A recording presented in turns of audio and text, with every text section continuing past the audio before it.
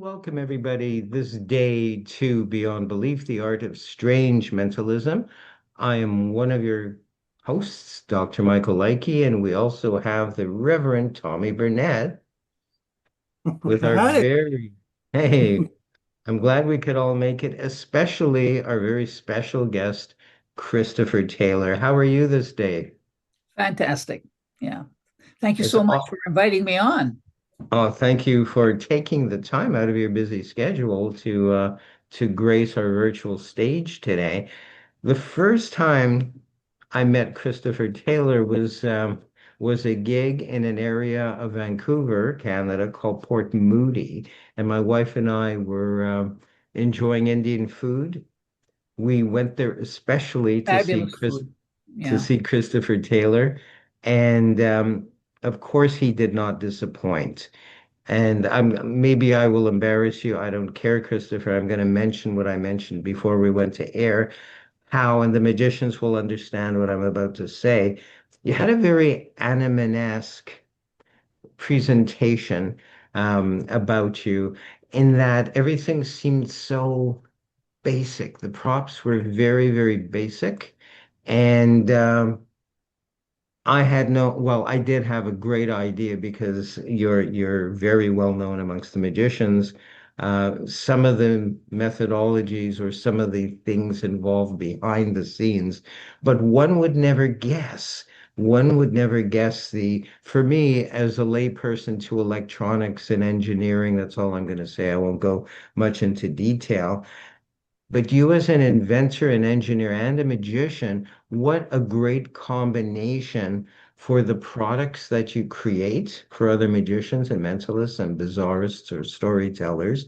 But more than that, you kind of make our life easier.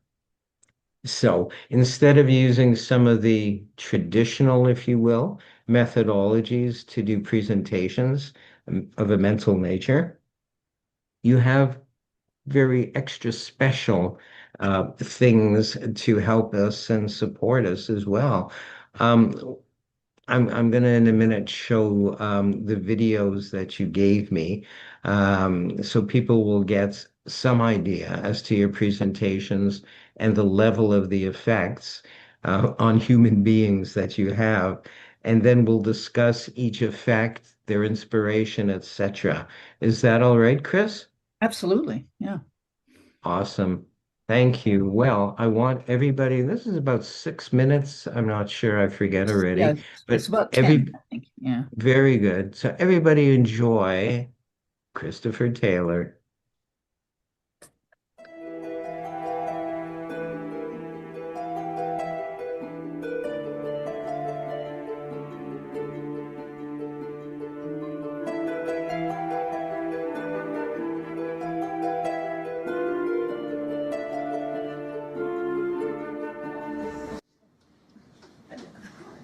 And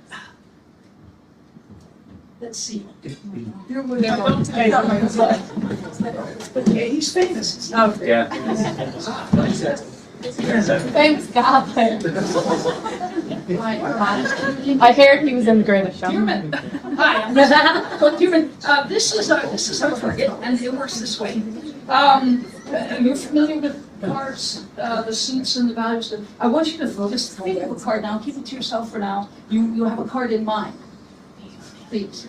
Okay, now don't change your mind. So keep that card in mind. Now, a thought of card. A thought, ladies and gentlemen, is just a bit of organized energy. So what you're going to do, theoretically, is you're going to infuse this deck of cards with your thought, with that little bit of energy. Okay, and here's how you'll do that. Here's how you'll do that. And while you are doing that, everyone in the room, except for me, will be able to see what card you are thinking, because here's how we do this. I will be looking away. You will hold your hand like this over the deck. I will name the suits. And when I name the suit of the card that you are thinking of, you will do that. Okay? Just quickly and quietly place your hand on top of the deck. Does that make sense? Okay. And then we'll do the same thing with the values, but I must be looking away. Okay, so please hold your hand over the deck then.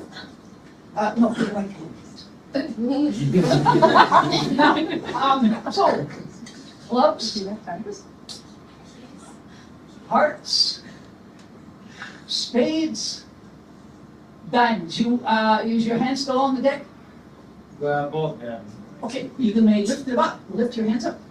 But now we're going to do the same thing with the value. Okay. Now I'll recite them when I name the card, the value of the card you're thinking of. You're going to do the same thing. We'll start about here, but wait until I actually say the card. Don't anticipate. So wait until I name it, and then you touch the cards. Okay, and I hope I don't ruin that by touching. Okay, we'll try it. Are you ready? Yep. Ace.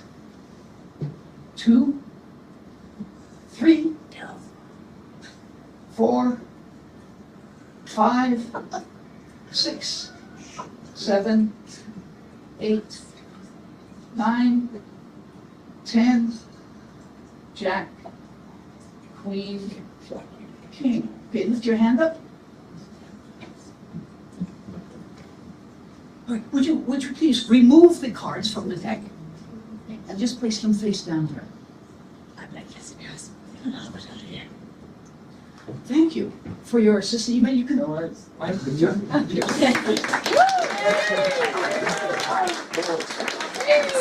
there. Smile. I've never seen Different someone ball so games.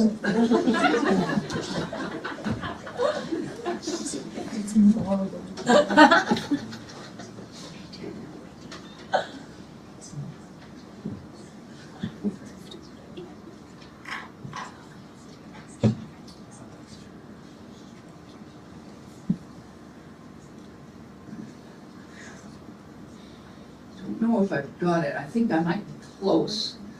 You watched him put his hand down for the suit? What was the suit that he put his hand down on? Clubs, right at the start. And you saw him put his hand down for the value. What was the value? He put his hand down. 2. Wouldn't it be great if this was a 10? I mean, I'd actually be cool.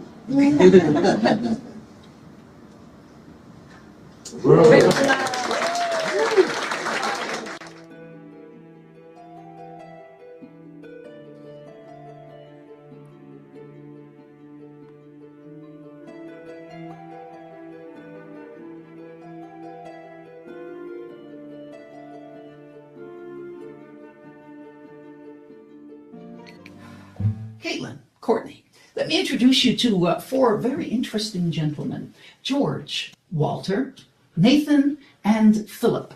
Now, what was so interesting about them? Well, they were members of a secret society that formed at the height of the spiritualist craze in Victorian England. These 4 particular gentlemen were fascinated by this new Victorian idea, which was time is the 4th dimension. See, they figured it with typical Victorian thinking that, maybe there's a way to cast influence across this 4th dimension. And they dedicated quite a bit of time to doing that. Were they successful? Well, let's see. If you observe each of the photographs, you'll see that all 4 gentlemen are sporting pocket watches. Now that brings us to these little watches. I'm not saying that these watches belonged to the men while they were alive. There was no connection there. But if they were successful in their endeavors, perhaps they can make a connection between themselves and the watches in the here and now. How would they do that?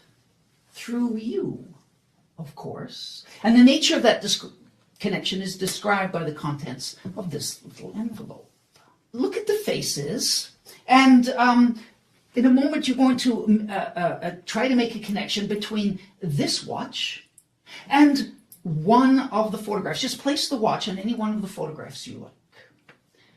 Thereby, yes, okay, so you've just made a connection between this watch and Philip. Interesting. How about this one?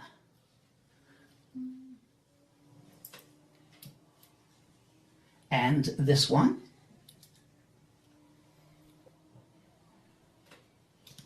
And of course, George gets the last one. Yes. Now, if we pop these open, we'll see that each one is set to a different time. Go ahead. Just touch the top Yep. there. Squeeze the top. Now, the men were so obsessed with time that they insisted through their wills that their family publish their exact times of death when they had passed. I have here a list of names and their times of death. Courtney, would you please take the list and read out the time of death for George? 4:20. Yep. How about Walter? 6:10. Yep. And Nathan? Nathan 9:15. Yep. And Philip? 12:05. Isn't that strange? Yeah. Awesome. Thank you. Thank you.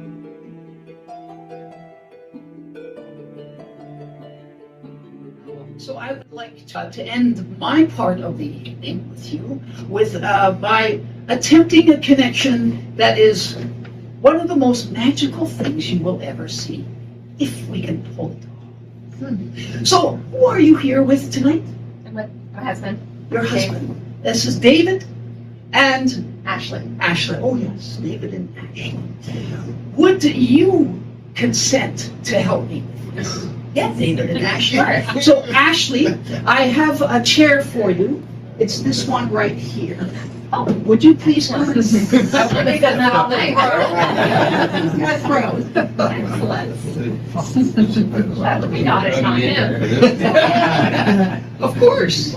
Now, actually, you are required though to sit with your feet flat on the floor, so you may need to sit on the edge. And David, I have a chair for you.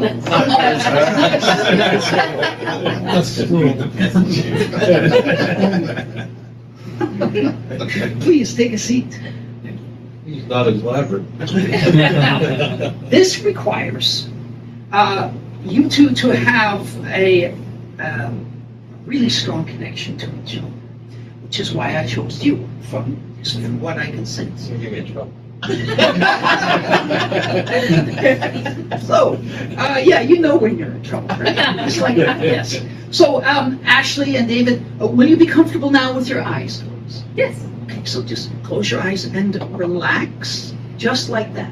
Now, Ashley, this is all about awareness right now. So, I would like you to bring your awareness to this part, from here to here, from here to here. Keep your attention there, keep your awareness there for the next little while, and please keep your eyes closed. David, yes. Two, bring your awareness to this part of your body, from here to here, from here to there. Now, in a moment, you will experience a touch. The very moment you feel a touch, I would like you to stand up, open your eyes. What will you do when you feel a touch? Stand up and open my eyes. Yes, David, what will you do when you feel a touch? Stand up. Yes, to riotous applause. What?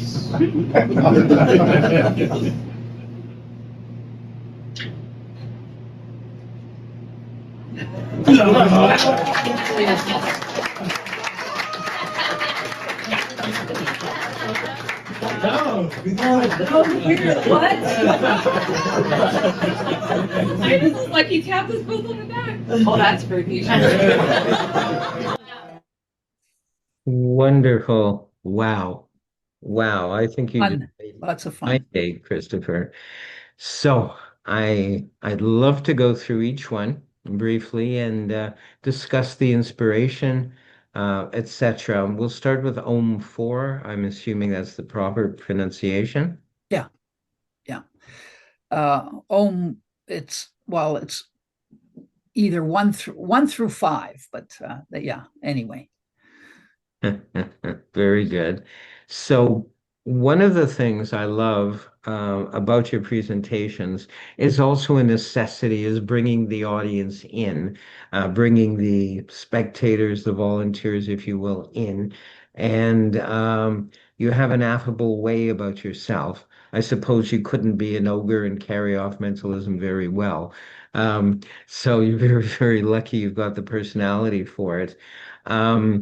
With time of death, now I do a very, very standard mentalism effect where upon a slate, or sometimes it's a larger slate, the person's time of death is revealed on there, and they're also using a pocket watch, and it mysteriously has the correct time on it, as does the slate.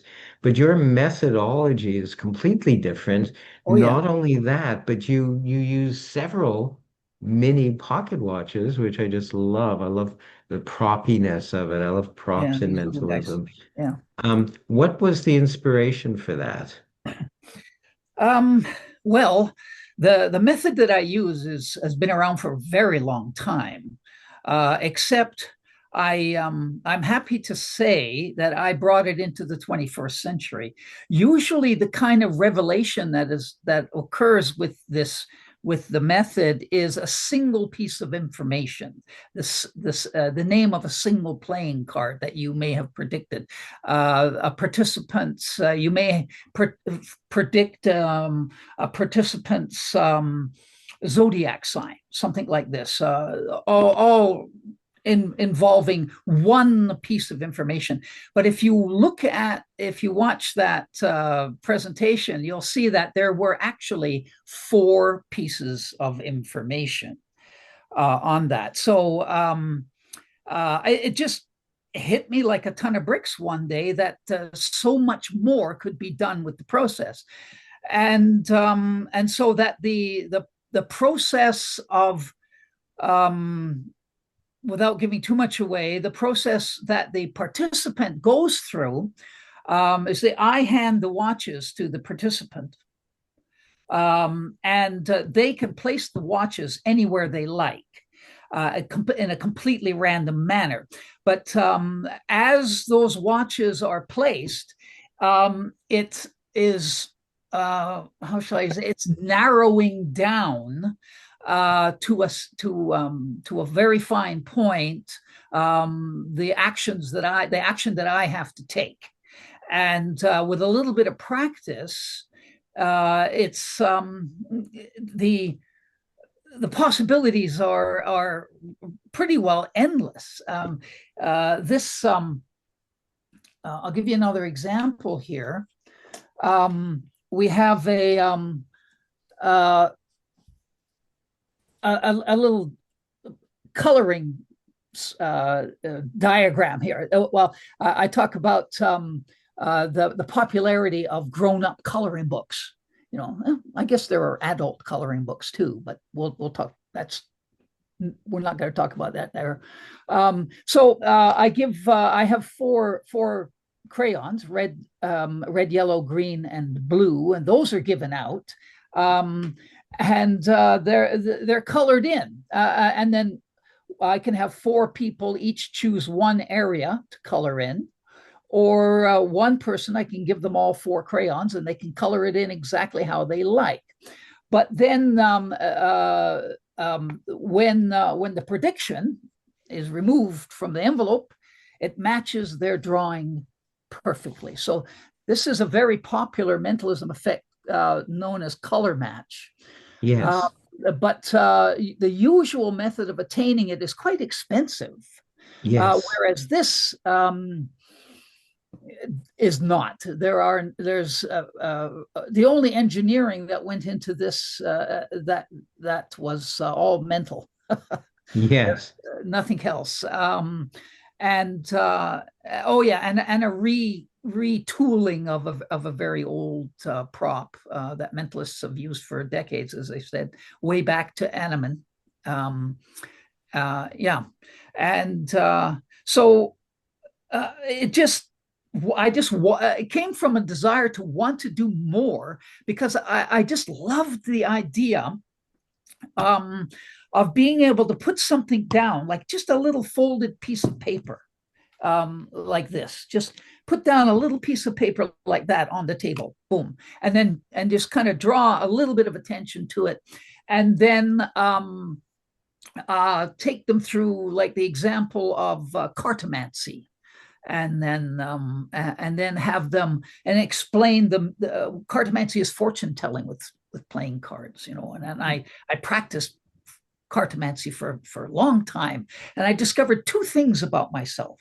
Firstly, that I was really good at predicting what card would appeal to a person before they would even say a word.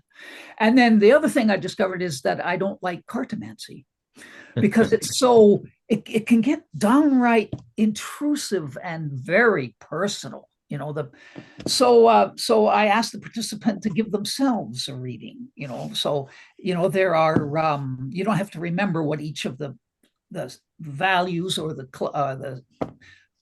suits mean, but just go ahead and name a suit and then name a value, and I give a very brief interpretation of what might be going on in their life, but that doesn't mean anything. And then I open the piece of paper, and the very card that they have selected out of 52 is named on the card, so that I started with that, and just loved the reactions that I was getting.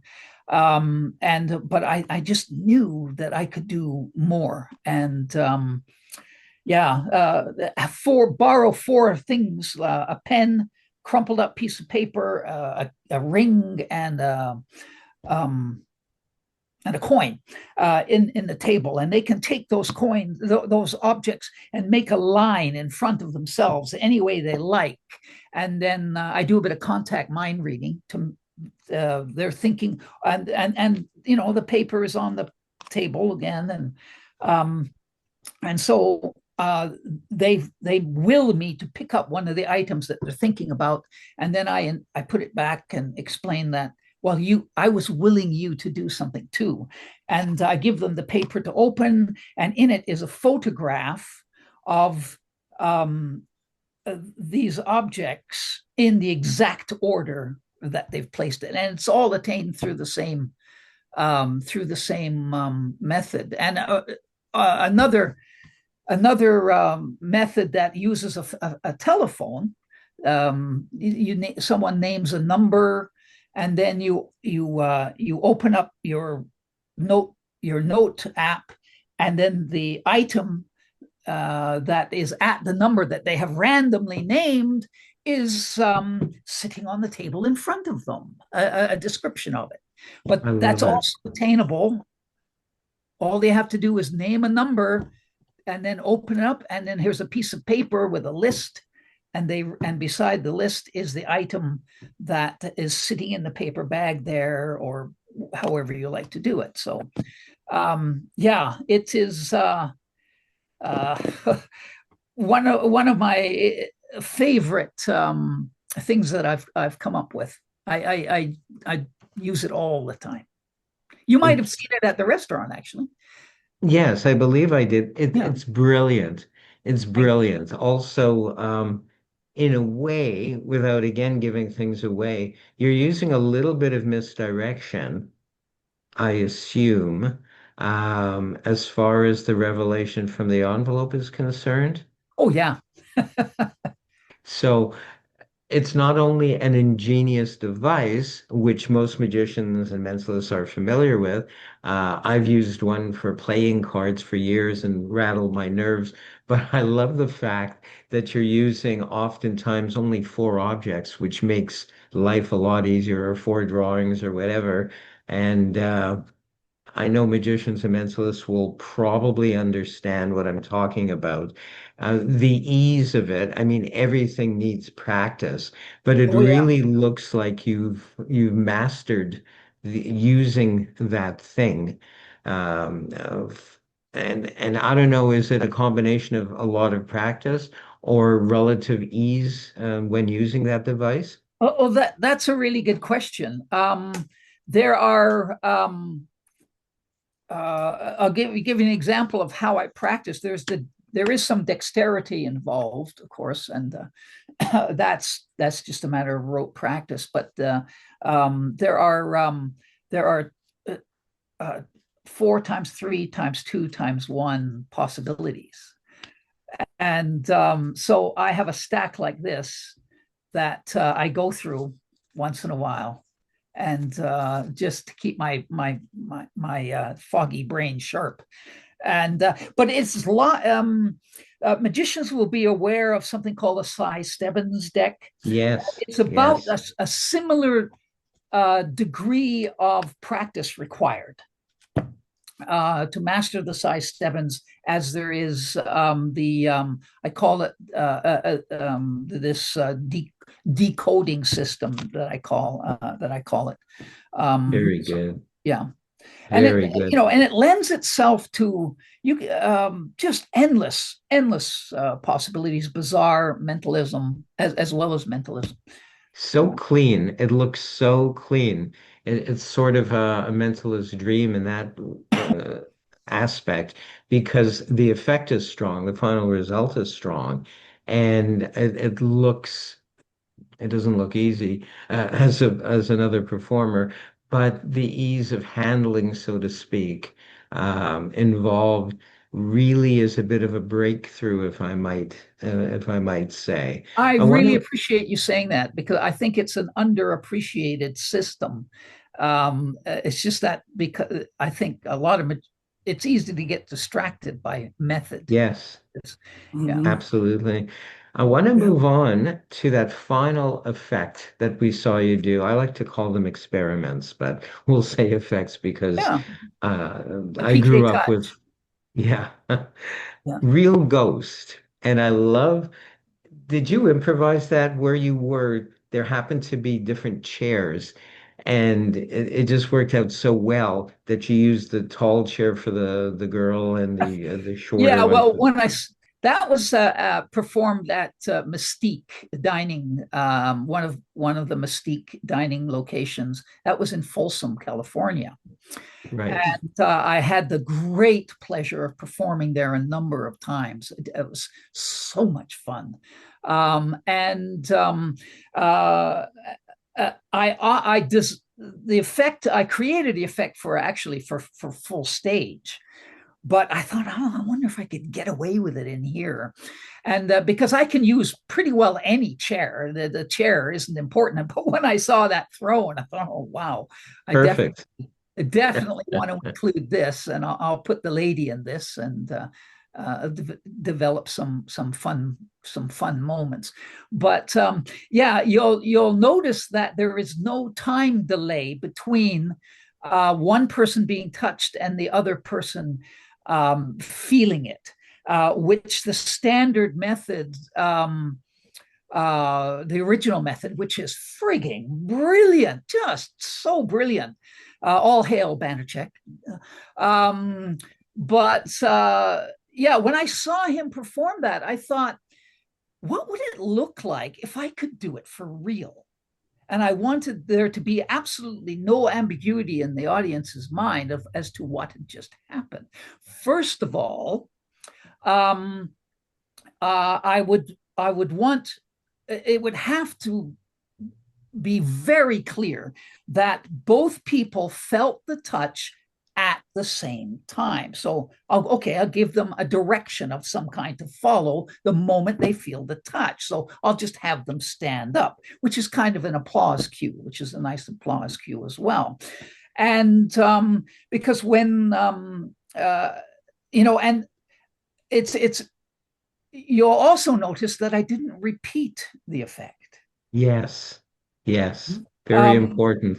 That would uh, take away completely the yeah, surprise of it. And you're probably familiar with Ormond McGill's Ormond McGill. He wrote an essay in Psychic Magic. This I don't know how old this thing. 19 came from. I mean, this thing is mimeographed sheets. wow. But but Eugene Berger and I had a wonderful discussion over the phone 2 o'clock one morning, and I was trying to describe the kind of magic I want to do, and he said, "I can't make a living," he said, "doing that kind of magic Mm, because the conditions required don't lend themselves to on call people come in, sit down. I mean, it's. I was basically talking about impromptu magic yes. um, uh, because context is absolutely everything. So he suggested this essay, and it took me a good year to hunt this thing down. But it's called basically it's an essay on the requirements for performance of miracle, as opposed to requirements for performance of magic. Right. So, and the most important one of them, well, there were 13 just brilliant things to bring into play, but and it's basically why impromptu magic is so frigging powerful when it develops out of the context of what's happening. Yep. You cannot compare. You just can't compare. Absolutely. I'll tell you a little story about that in a minute. But to me, the most important of these requirements is you do not repeat the effect.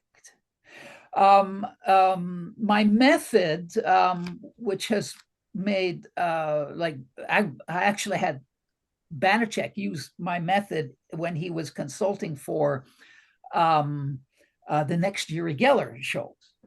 And he came up with this brilliant idea of shining a light on a participant, on this beautiful girl, and her shadow was depicted on the background. And then the performer came up and said, when you feel a touch, you will please stand up. And then he didn't touch. Then the shadow of his hand touched the shadow of her shoulder, and she wow, beautiful. But so you're not going to say, sit down, let's do that again.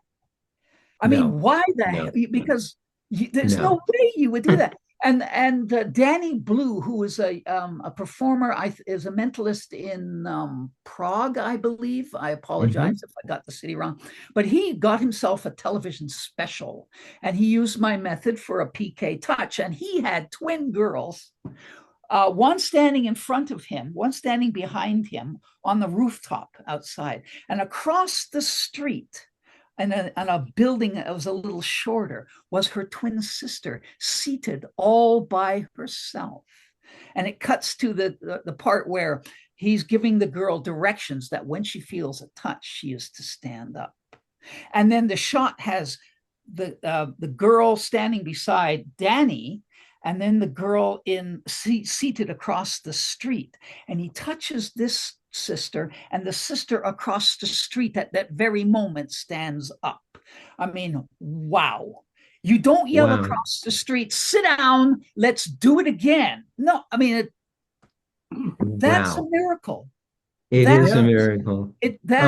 Where all the effort has gone into setting the stage, of establishing the context of what the audience is about to see.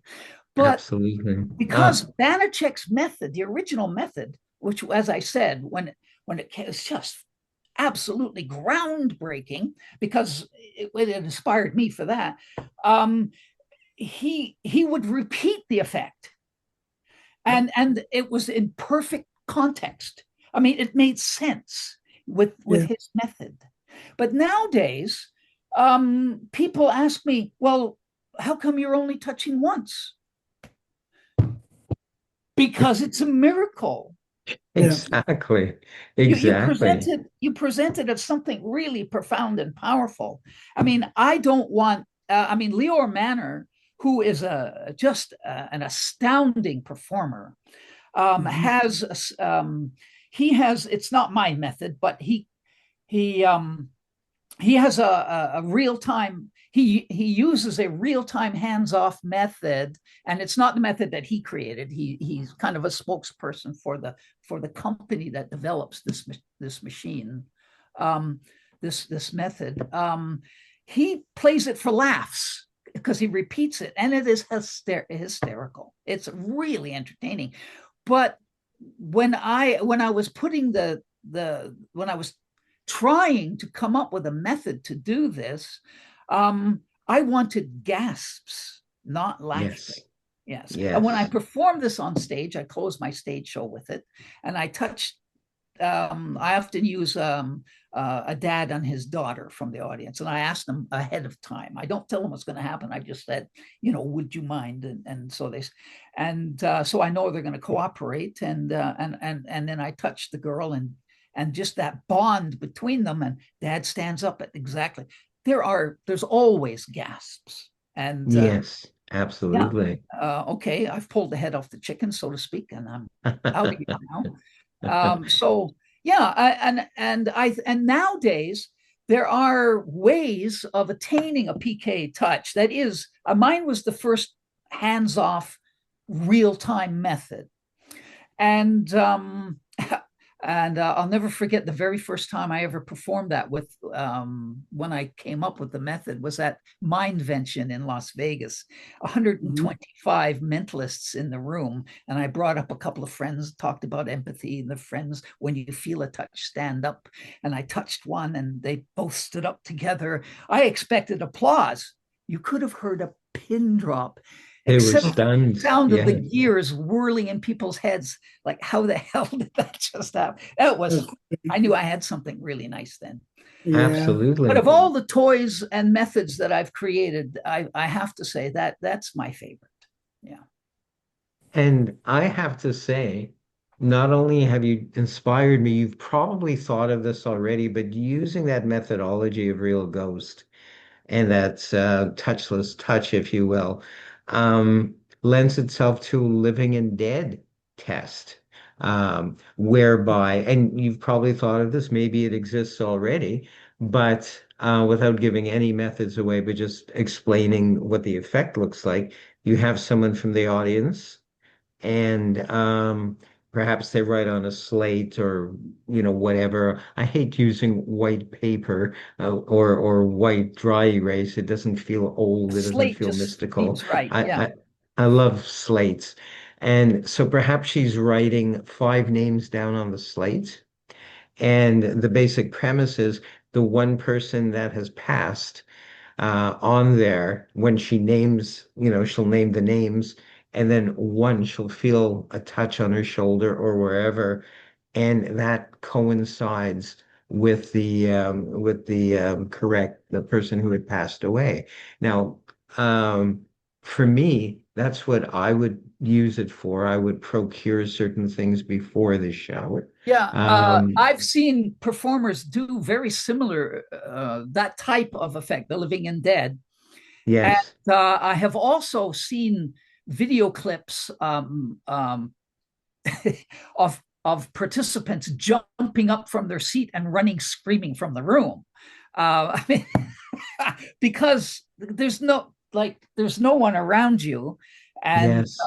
yeah, and the performer, to his credit, just stood there as if that was exactly what it was expecting. It was wonderful to see. Yeah, I love it.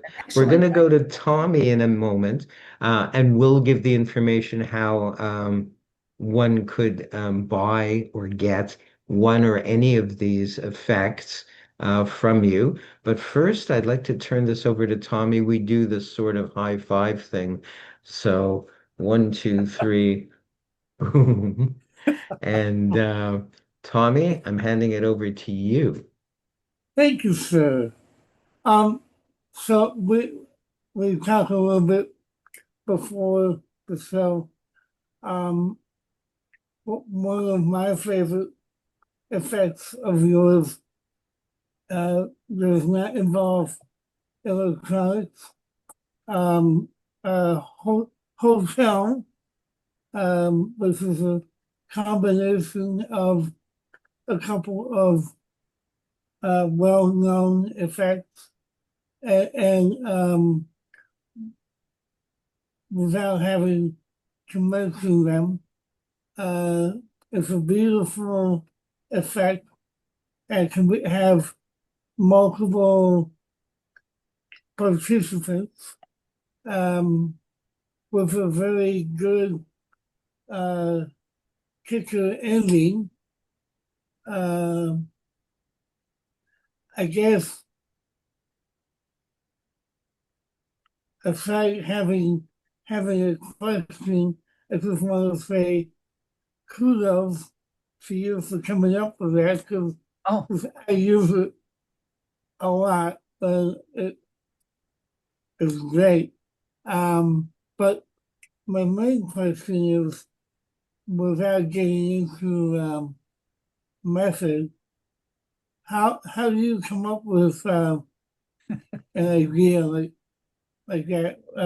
Combining two, because it would never occur to me to combine, the thing by Bob Cassidy and the thing by Animan, or no, not Animan. I even know the guy. Wow, I'm blanking well, on his name. Millard Longman. Yeah, Miller Yeah, Longman. Millard Yeah, Longman, and it was yeah, actually Bernstein, Bruce Bernstein, that came up yes, with the original, and then Bob took it to the next level yeah, and kind of yeah, popularized absolutely. it, Yeah, performed it all yeah, over the place. yeah, yeah, But my and basically what happens is, in my version, I have uh, two cards here, and this is a schematic of the inside of a hotel. See, this is the participant's door. This is where you're going to stay, and and you might approach it this way, or you might approach it this way, and and on the other side is. I explain to people that they're going to go out and you're going on a vacation on me. Now it's all in your yeah. head, so don't get excited. And this is the hotel you're going to stay at. We'll say that there are 100 rooms in the hotel, and I ask participant just now to think of you're going to choose the room number, yes, and but it can't just be a random number to put to write on the door. It has to be a number between 1 and 100 that means something important to the two of you, right? Because I always use a couple for this. And then so she'll perhaps she'll write down 33 because she was 33 when they met or something in her head. She would say that, and then she writes 33, and she must be the only person that knows what that number is. And then they fold up I say fold it in half like a book. So they fold it like so, and then I take it, give it another fold, and make sure that no one can see through it. And I give that to a third participant, a spectator, and then the dude gets to come up with the name of the hotel, and they write the name of the hotel, and it can be a real hotel. And if you're going to Italy, it doesn't have to sound Italian, and then once again they fold that, and then I give that another fold so that they're the same. That's mixed up under the table, and then these come back, and then I kind of sense which is okay. I think this is the room number. We'll work with this one. And then so I do a bit of a creative visualization thing, and eventually I take another card and I draw my own door, and I write down the number I'm getting from them. I open up the card. Oh yeah, okay. So what does number 33 mean to you? That's what you wrote here, and she'll explain it. And I said that's why I was able to pick up 33. And then okay, and now she's sitting up in the room, feet up on the coffee table watching TV. You are arriving with pizza and beer, but you're not even going to walk into the hotel. You stop, and then we look at the name of the hotel, and I can just tell it to them because I'm able to read their mind. Or you can you can use some of Banachek's wonderful letter subtleties or word subtleties to extend it, and and I've come up with a few of my own subtleties that are fun, and it is. And these little cards, they're just business cards. So, business card and a pen. The two business cards and a pen are all you need, and you don't tear them up. You don't burn them. because Right. it's hard to burn things nowadays. I It mean, is, yeah, I guess def- yeah, uh, you definitely can't ask permission to do yeah, it. You've got to no, ask and no, beg forgiveness later. But so I really wanted a way, and then Leonard, and I saw Leonard, I mean Longman's, Millard Longman's yeah, yeah, yeah, method, and I thought, why aren't we using this instead yeah, of tearing yeah, things up or burning yeah, them? I mean, yeah. All you have to do, because we're magicians and mentalists, so we're good at it. All we have to do is lie, right. and Yeah. that's it. I have never told a lie in my life, Yeah, except for that one. except for that one. Yeah. No, that's that. Uh, I don't. Uh, when I retired, the three effects that we've been talking about, the Om, the real ghost, and the Time of death. time of death. Yeah, those Yeah. are still available from me. Oh, Uh, nice. I Yeah. I still have a bunch on hand, right? Hmm. The download for this is no longer mine. I sold the rights to Chris. His name will come to me. God, what a brain fart that is.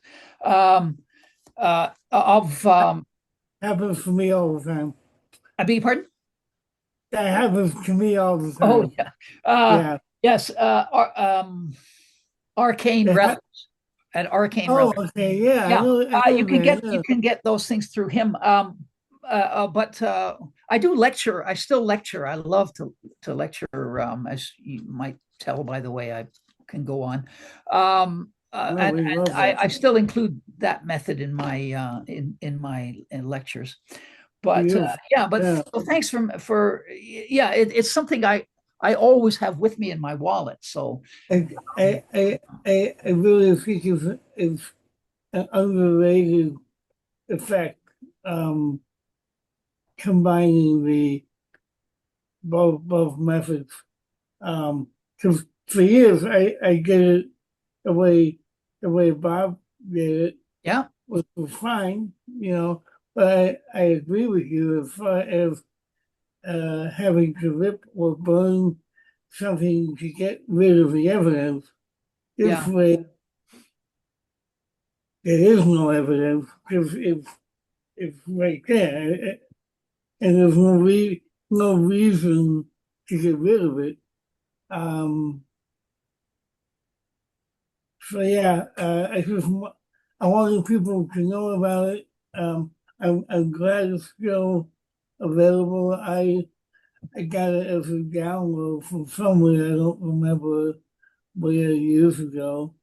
Um, but um, and I'm definitely gonna go online and probably buy all three of those effects that we talked about earlier. I really love the Pocket Watch one. Um, that's really up my alley. Um, it was the photographs really up my alley. Anyway, let's go thank you. back to Michael. Yeah, we'll go back to Michael and yeah. Very good.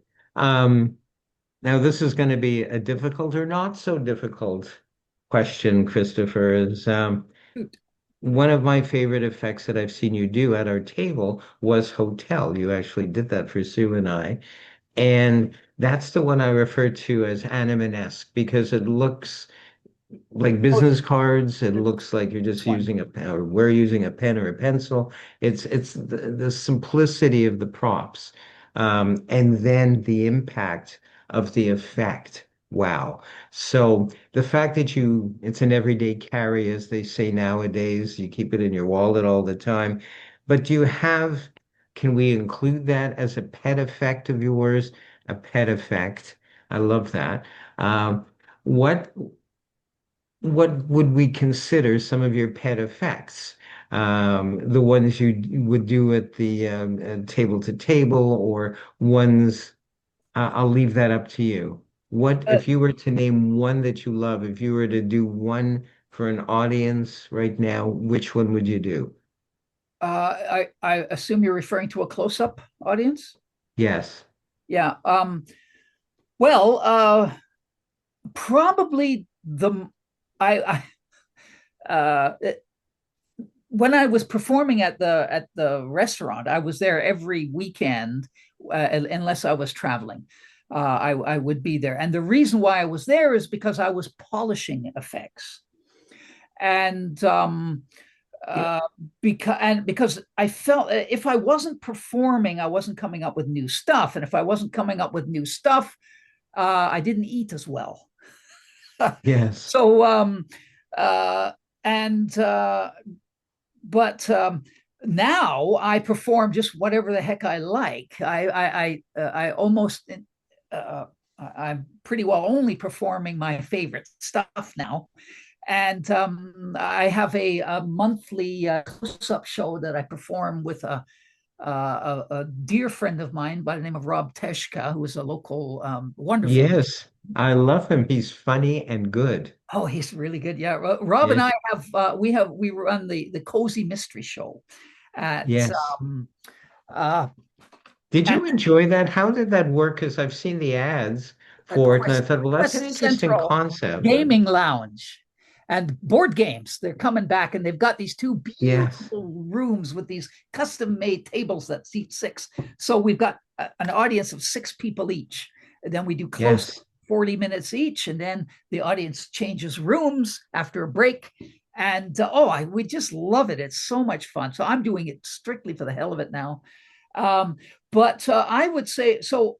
Um, I would perform the one I'm having the most fun with right now, which is the one is probably the newest effect I've created, which is a version of the card effect that you saw at the beginning with the Ohm, um, with um, with uh, with this.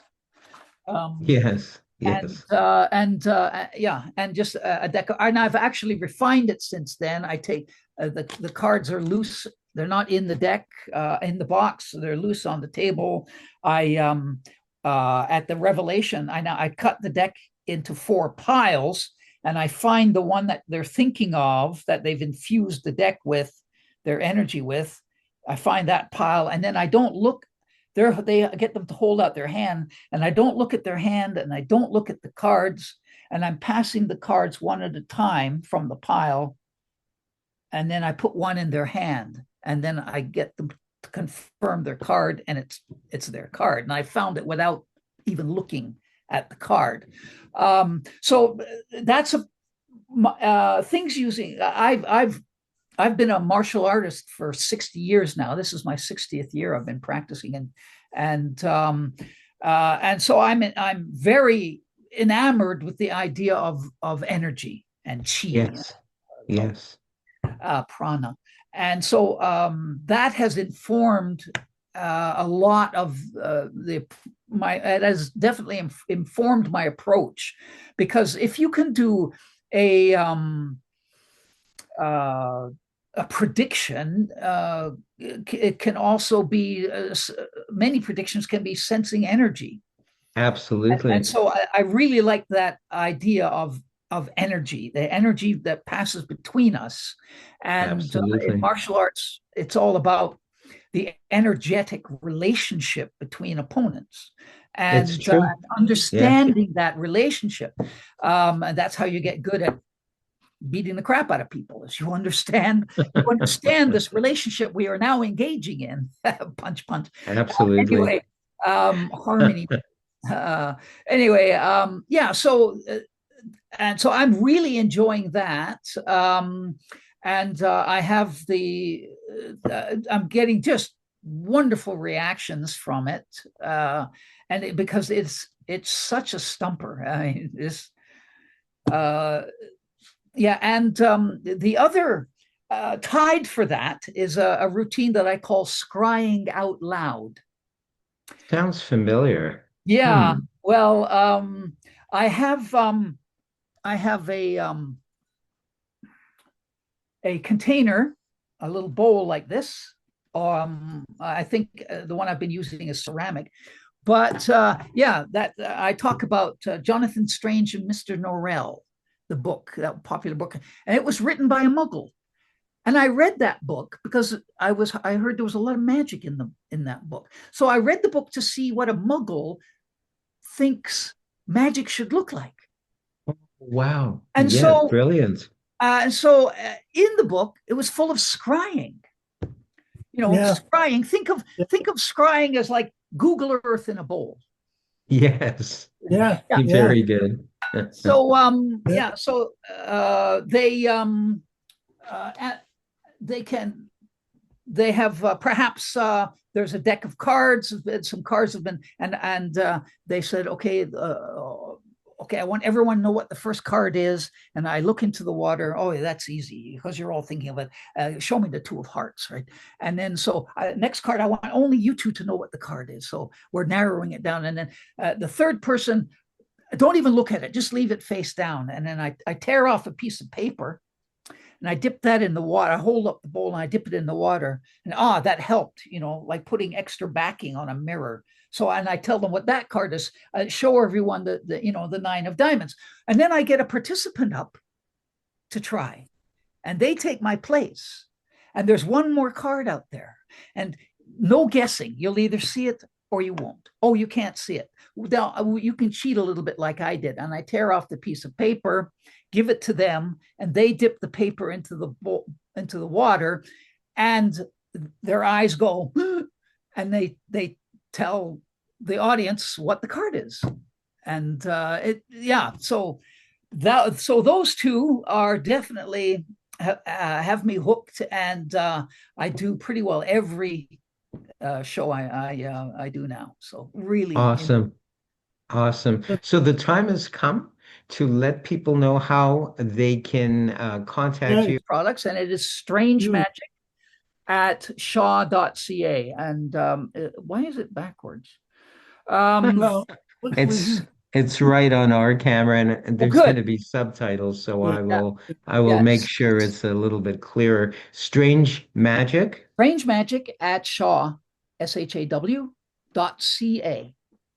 And also, some of your products are available from arcanerelics.com. Yes. Is that correct? Yes. Quite a number of them are available. My haunted wind chimes, my haunted hotel bell, and a couple of others are available from metal writing. Yes. Seb Rings. Right. Yes. Yes. Yes, you can get them there as well. And Yeah. matter of fact, that's the only place you can get my bell, my design of the bell and wind chimes. Yeah. Excellent. I- Very I- exciting. Sorry, I saw those in action at Blackpool a few years ago. And I came this close to buying one. Oh, The meantime, I just didn't have, I didn't have it in me, but I bought everything else on the table. Andreas is an absolute master craftsman. He does. Yeah, and a hell of a guy. Hell of a guy. Yeah. Yeah. Sure, he'll be at Beautiful. Blackpool this year.